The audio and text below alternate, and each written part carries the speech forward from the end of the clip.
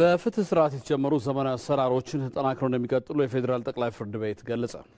የተጀመሩ ዘመናዊ አሰራሮችም የፌዴራልና የክልሎችን ቅንጅት ለማሳደግ ያግዛል ተብሏል። ዋለልኝ ታምር ያቀርበዋል። በአዋጅ ቁጥር 1231/2013 በተቀመጠው መሰረት ሀገር አቀፍ የህግ ተርጓሚዎች መድረክ በቢሾፍቱ ከተማ ተካሂዷል። ሀገር አቀፍ የህግ ተርጓሚዎች ግንኙነት መድረክን ተቋማዊ በሆነ ሁኔታ የሚያስተባብር ጽህፈት ቤት መዋቅርና የሰው ኃይል አደረጃጀት እንዲሁም የዳኝነት አገልግሎትን ዲጂታላይዝ ለማድረግ ስለሚቻልበት ጉዳዮች ላይ ሰፊ ውይይት ተካሂዷል። በመድረኩ የፌዴራል ጠቅላይ ፍርድ ቤትን ጨምሮ የክልሎችና የከተማ አስተዳደር የጠቅላይ ፍርድ ቤት ፕሬዝዳንቶችም ተገኝተዋል።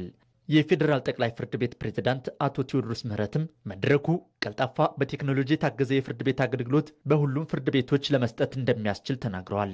ይህም የሀብት ብክነትን በመቀነስና ትብብርን በማጠናከር ለዜጎች የሚገባውን የዳኝነት አገልግሎት መስጠት እንደሚያስችል ነው አቶ ቴዎድሮስ የገለጹት። የሚኖረው ጠቀሜታ ምንድን ነው? በአገር አቀፍ ደረጃ የተለያዩ መተግበሪያዎችን ከማልማት የተለያዩ አሰራሮችን ከመዘርጋት ህብረተሰቡ ላይረዳው የሚችል አሰራሮች በየቦታው ተፈጥረው ህዝቡ ግራ መጋባት እንዳይኖር ወጥ የሆነ ተመሳሳይነት ያለው መተግበሪያዎችን ማልማት እንዲቻል አሰራሮችን መዘርገት እንዲቻል በተለይ ከቴክኖሎጂ ግብአቶች ጋር በተያያዘ ወጥ የሆነ አጠቃቀም ለመመስረት የሚያስችል ነው።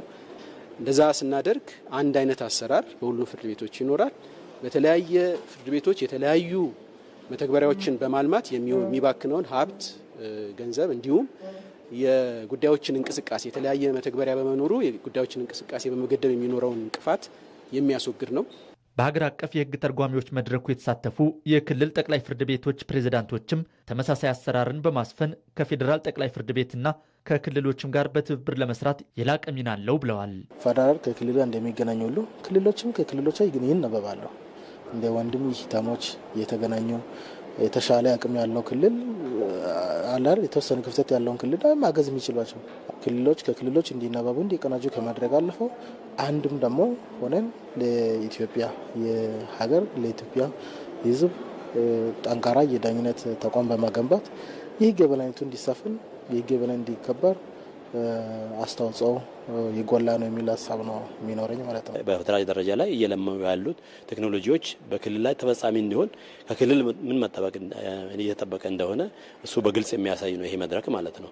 ምክንያቱም ቁጭ ብለን የምንጠብቀው ሳይሆን ቴክኖሎጂን በመጣው ቁጥር ወስደ ተግባራዊ አድርጌ ለሌላ ቴክኖሎጂ መዘጋጀት አለበት። በዚህ አኳያ በክልሎች መካከል ልዩነታቸው አሉ። ያንን ልዩነት እንዴት እናጠባለን ነውና ክልሎችም ዝግጁነት እንዳላቸው ነው የሚያነሱት። ብዙ ተስፋ የሚሰጥ ነገር ነው ያለ። በሀገር አቀፍ የህግ ተርጓሚዎች መድረክ ነፃና ገለልተኛ የሆነ የዳኝነት ስርዓትን ለማጠናከርና ለሚታዩ ጉድለቶችም የመፍትሄ ሀሳቦችን የሚሰጥ መሆኑ ተመላክቷል።